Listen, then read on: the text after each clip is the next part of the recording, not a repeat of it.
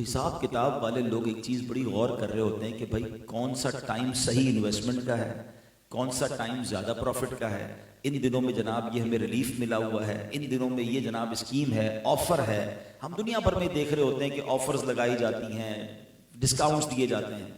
آپ کو پتہ ہے رمضان میں کیسی آفر لگی ہوئی ہے؟ اگر یہ سمجھ آ جائے نا، اللہ اکبر، یہ سیزن ہے اس وقت، مگر یہ سیزن نیکیاں کمانے کا ہے، یہ سیزن اللہ کو راضی کرنے کا ہے۔ میں اور آپ 11 مہینے عبادت کر کے وہ نیکیاں نہیں کما سکتے جو ہم ایک رمضان میں کر سکتے ہیں، اور یہی نبی پاک نے انڈرسٹینڈ کروانے کی کوشش کی۔ پیارے آقا علیہ الصلوۃ والسلام کی ایک حدیث ہے، آپ فرماتے ہیں اگر میری امت کو پتہ ہوتا رمضان کیا ہے، وہ تمنا کرتے کہ سارا سال ہی رمضان۔ ایک جگہ میرے آقا علیہ الصلوۃ والسلام فرماتے جس کا مضمون ہے کہ 11 مہینے تمہارے ہیں، اللہ نے ایک مہینہ اپنے لیے خاص کر لیا ہے، 11 مہینے تم کھاؤ پیو لذت اٹھاؤ، مگر رمضان اللہ کا مہینہ ہے، رمضان کے معاملے میں اللہ سے ڈرو۔ What is the meaning of ڈرو؟ کیوں؟ کیونکہ رمضان میں کہیں اللہ کی نافرمانی نہ ہو جائے۔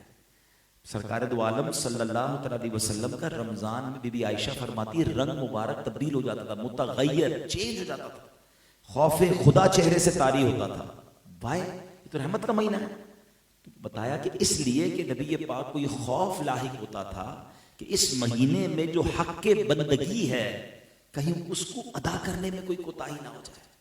نبی پاک کمر بستہ ہو جاتے عبادت کے لیے، بستر پر کم آتے تھے، گڑ گڑا کر دعائیں مانگتے تھے، روز جبریل امین آتے تھے اور نبی پاک کے ساتھ قرآن کا دور فرماتے تھے، نبی پاک سخاوت فرماتے تھے۔ یہ 4-5 کام یاد کر لیں جو پیارے آقا نے رمضان کیسے گزارا، تو یہ 5 چیزیں ہمیں یاد ہونی چاہیے کہ نوافل کی کثرت تھی، دعاؤں کی کثرت تھی، سخاوت تھی، اور پیارے آقا علیہ السلام جو ہے ان دنوں میں خوب نوافل پڑھتے تھے، تلاوت قرآن کثرت سے کرتے تھے۔ یہ 4-5 کام ہم بھی اپنی شیڈول میں بنائیں۔